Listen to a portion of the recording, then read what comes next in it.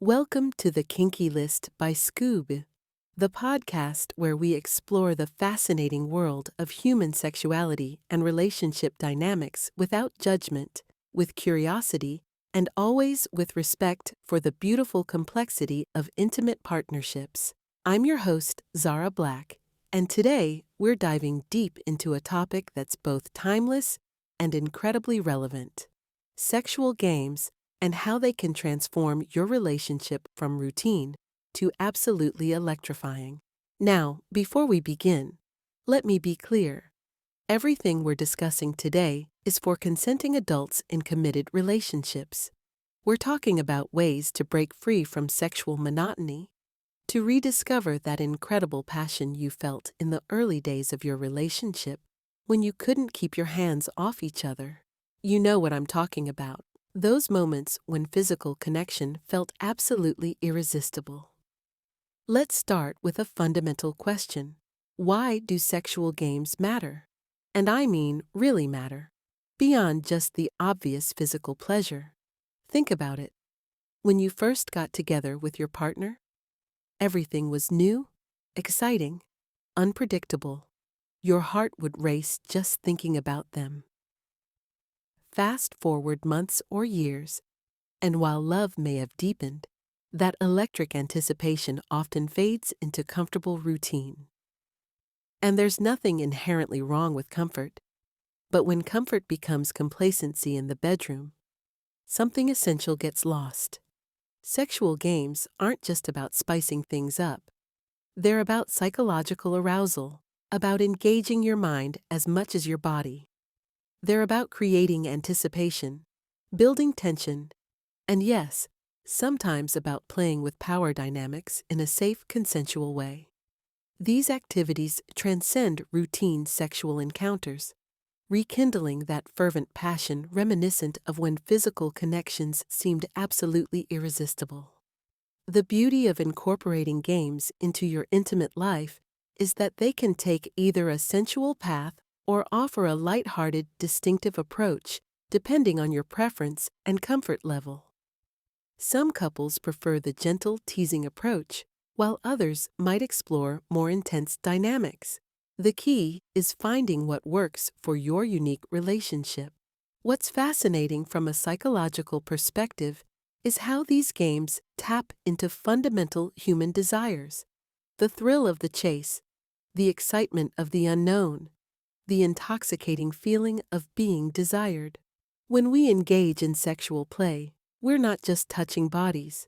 We're engaging fantasies, exploring different aspects of our personalities, and creating shared experiences that exist nowhere else in our lives. Now let's get into some specific games that can transform your intimate moments. I want to start with some playful, accessible options that any couple can try, regardless of experience level. First up is a game called Hot Dog Buns. And yes, I know the name sounds silly, but stay with me because this is actually incredibly effective. The concept is inspired by the name itself, involving female body parts that resemble hot dog buns: the lips, buttocks, external labia, and breasts. In this game, these areas are creatively treated as buns. And here's the crucial part. The male partner rubs and glides between these parts with absolutely no penetration allowed. This is the pinnacle of teasing, keeping the idea of an orgasm tantalizingly close while maintaining strict focus on non-penetrative activity. You'll want to use plenty of lubrication to maintain a slick, heated experience. The most enjoyable variant likely centers around the woman's labia, where she can straddle her partner, deriving pleasure as his penis stimulates her clitoris. It becomes an intriguing game of endurance. Who will climax first? What makes this so powerful psychologically is the restraint involved. When you remove the possibility of penetration, suddenly every touch becomes more intense, more focused. You're forced to slow down, to really pay attention to sensation and build up that tension. Then there's a game called Reading which pushes your resolve to its absolute limits. Here's how it works. One partner reads a chapter from a book aloud, something designed to last around 5 to 10 minutes. Meanwhile, the other partner actively attempts to divert the reader's attention through sexual maneuvers, trying to disrupt their reading flow through pleasure. The challenge for the reader is to proceed seamlessly through the chapter amidst these incredible distractions. Once the reader either completes the chapter or reaches orgasm, you switch roles.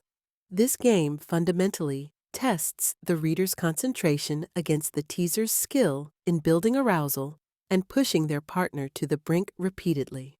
I love this game because it combines mental focus with physical pleasure in such a unique way. It's about control, concentration, and the delicious torture of trying to maintain composure while your partner is doing everything in their power to make you lose it. There's also emulate, which is beautifully versatile. This game lends itself to numerous interpretations and can be played creatively, allowing room for personal adaptation to fit your relationship's unique dynamic. The basic concept involves mimicking or copying your partner's movements, sounds, or responses, creating a mirror effect that can be incredibly intimate and arousing. Now let's dive into something that might feel a bit more intimidating but can be absolutely transformative: erotic personas and roleplay. Don't shy away from incorporating your favorite erotic roles into your intimate experiences. This isn't about becoming someone else entirely. It's about exploring different facets of your sexuality. Think about the roles, characters, or personas that frequently appear in your fantasy realm. Consider the characters you connect with in literature, films, or yes, even adult entertainment. What roles captivate you with their sensual allure? Do these characters have traditional counterparts, like a seducer paired with someone innocent, a dominant with a submissive, or any number of classic dynamics? Here's what I want you to do. Compile a list of characters, roles, and personas that ignite your erotic imagination, even if you've never explored these roles before. What matters most is your anticipation of enjoyment, even if imagining yourself in these roles feels slightly intimidating. That hint of nervousness?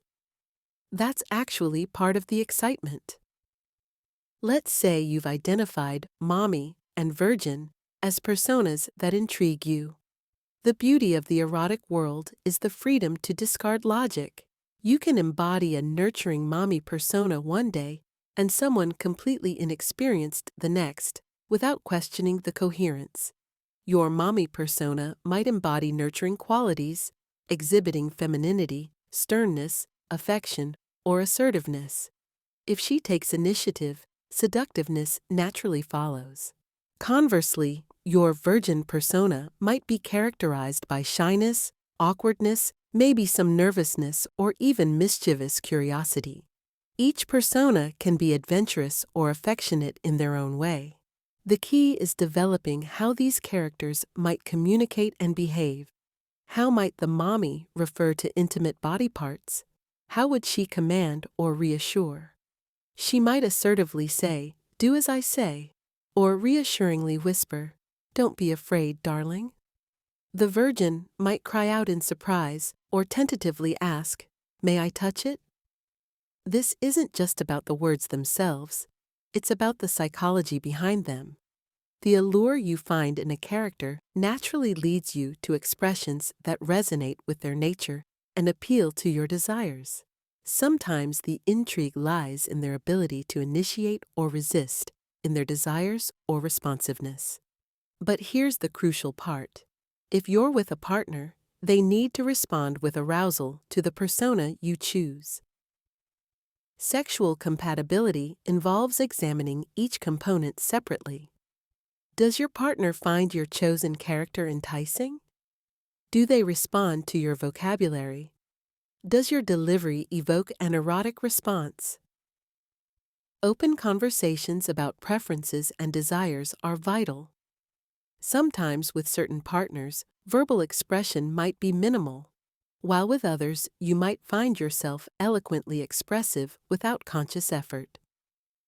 This comes down to chemistry. Each couple cultivates a distinct erotic dynamic, and that unique chemistry can unearth new facets of sensuality you never knew existed. Now I want to introduce you to something more structured and potentially transformative: the Chain of Command Sexy Challenge. This is perfect for couples who want to explore new territory together in a systematic, safe way. Here's how it works. Start by getting a chain and cutting it into 2 segments of 10 links each, one for each partner. Feel free to customize your chains with paint or other creative methods so you can easily distinguish them. Next, each partner goes to separate areas of the house with internet access for complete privacy. During this alone time, you're both researching the concept of bondage, not necessarily intense stuff, just exploring what's out there. Your objective is to identify 10 things you find intriguing and are willing to attempt. These could be physical items like silk ties or actions like gentle restraint. After identifying these 10 elements, rank them from 1 to 10, with 10 being the most daring activity you're open to exploring. Each item corresponds to a specific link on your chain. When you regroup, exchange lists without judgment. This is crucial. There's no obligation to participate in every activity. If your partner wants to try something you're not comfortable with, it's perfectly acceptable to pass. Together, start gathering necessary items for your experimental journey. If visiting physical stores feels daunting, online shopping offers convenient, discreet alternatives. Select 10 days on your calendar to explore these fantasies. Start with item number 1 and work through the list over subsequent days, addressing one item per day. Since these experiences are new, acknowledge that either partner can halt activities if uncomfortable. This doesn't end the pleasure. You can always revert to other enjoyable forms of intimacy. Here's where it gets interesting. After each experience, if you found an activity enjoyable and agreeable, remove a link from your chain. Do the same for your partner based on their comfort and enjoyment. After completing all 10 days, assess your remaining links. No links remaining? You're quite adventurous, possibly ready for round 2. 1 to 3 links suggests you're comfortable incorporating some bondage elements. 4 to 6 links means occasional exploration rather than regular practice. 7 to 9 links indicates preference for milder activities like blindfolds. All 10 links intact? These particular activities didn't appeal at this time, but exploration doesn't have to end. Remember, diverging results between partners shouldn't create contention. It's natural to have distinct preferences. The standout benefit is discovering what uniquely suits your relationship regardless of external opinions. Let me share something that might sound unusual but can be incredibly exciting. Operation-style games using clips and gentle restraints. Now, this isn't for everyone, and it requires careful attention to safety and comfort levels. But for couples interested in sensory play, it can be fascinating. Picture this scenario. One partner is blindfolded while clothespins are strategically placed on various parts of their body. Nothing painful, just enough to create interesting sensations. The challenge is to remove these using only their mouth, starting from one point and working methodically down. It's like that children's game Operation, but obviously for adults and much more intimate. The psychology here is interesting. There's an element of challenge, of focus, of using different senses when one is restricted. The person removing the clips must rely on touch, taste, and careful movement, while the person wearing them experiences anticipation and varying sensations as each one is removed. For more adventurous couples, You might incorporate other elements, but always with established safety words and clear communication. The key is starting simple, maybe just tickling or very gentle clips, and gradually exploring based on both partners' comfort levels. What makes this exciting is the combination of challenge, sensory play, and the intimate act of caring for each other. There's something deeply connecting about one partner carefully, gently removing something from the other's body using only their mouth. It requires attention, patience, and creates a unique form of intimacy. The important thing to remember is that this type of play should always involve clear communication, established boundaries, and immediate respect for any request to stop or slow down. Now let's talk about something that exists in many relationships but often isn't discussed openly. Power dynamics. These games involve transfer of control, either giving it up or taking it on. Both actions have their own intoxicating, arousing power. Consider what it feels like to have power over someone or be under someone else's control. When you have power, it can be exhilarating because you're directing the situation entirely to your liking. You get to see someone respond to your wishes, knowing they'll satisfy you as you desire. There's something incredibly sexy about that level of control, whether in professional settings or intimate environments. On the flip side, being in the submissive position means entrusting your pleasure to someone else. This can be exciting because it allows you to switch off your analytical mind and simply follow instructions. You permit yourself to focus purely on sensation and response, and knowing that you're pleasing someone can be incredibly arousing. Being in this position means losing control and relying solely on your partner for your pleasure. It can feel incredibly liberating because your responses are guided by the other person. Even with light power games, it's advisable to have a safe word, even if it's just to indicate you need a break or can't handle too much of something.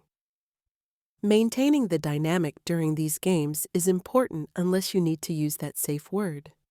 The most fundamental type of power game is tease and denial. Building someone up to the edge of climax and then backing off repeatedly. This encapsulates anticipation, control, surrender, and ultimately incredibly intense release.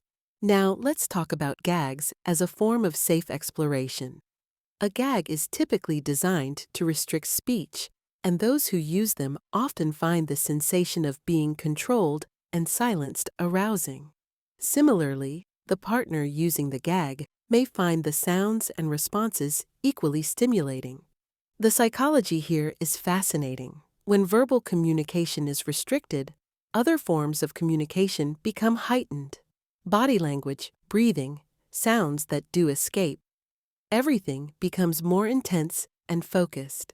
It's about power exchange, but also about focusing purely on physical sensation and nonverbal communication. You can also use headphones playing different types of music to create entirely different atmospheres. White noise for focus, romantic music for tenderness, or more intense sounds for heightened experiences. But remember, even when exploring power dynamics, communication remains crucial. Never underestimate its importance, even when your focus is primarily on physical pleasure. You need ways to communicate consent, enjoyment, and any need to pause or stop. In our increasingly connected world, technology offers unique ways to enhance intimate life, especially for couples navigating long-distance relationships or simply wanting to explore something novel.